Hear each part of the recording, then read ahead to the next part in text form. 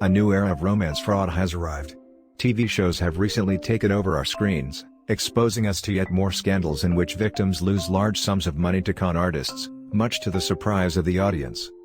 But, as society's new favorite true crime fascination produces more content for people to binge watch and more people say they'd never be taken in by such schemes, are we in danger of overlooking exactly how complicated they are? Documentaries on Netflix like The Tinder Swindler, Bad Vegan, and The Puppet Master show middle and successful upper-class women being duped into lending significant sums to fraudsters, never to be recovered, through complicated schemes combining opulent lifestyles and sophisticated phony identities.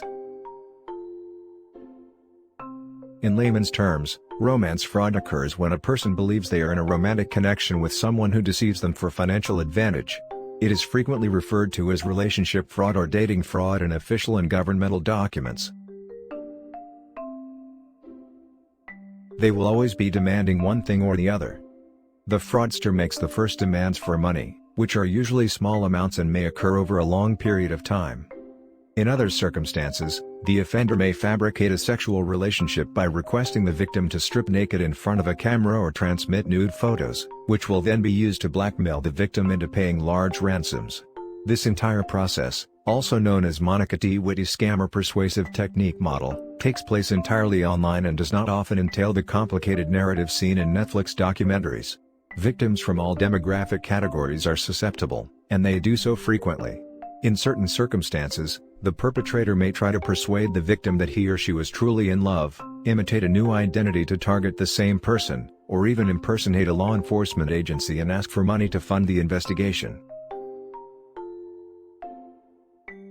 Netflix TV shows are helpful to raise awareness, but there's a very thin line between awareness and influence.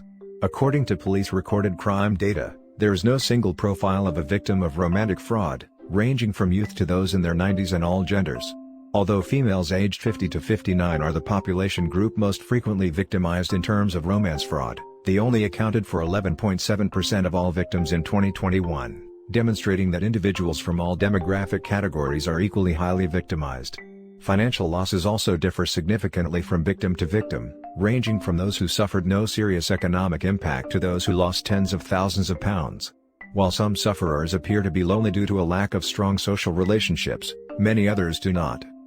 The full image of how these frauds normally play out is skewed by Netflix docuseries showing very sophisticated situations that exclusively target affluent upper-class women. Remember this when the next huge smash romantic scam show airs. We're all more vulnerable to online fraud than we realize.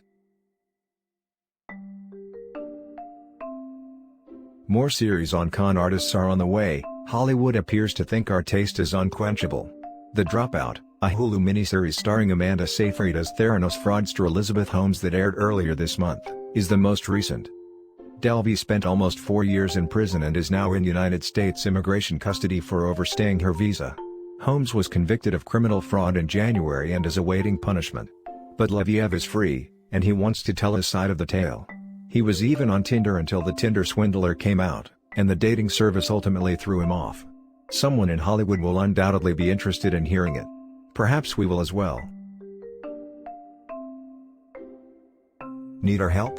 If you've been scammed or have a suspicion of a scam, then we're here to help you. Visit our website at www.easychargeback.com and please fill out the contact form below so that our support team will know your concern.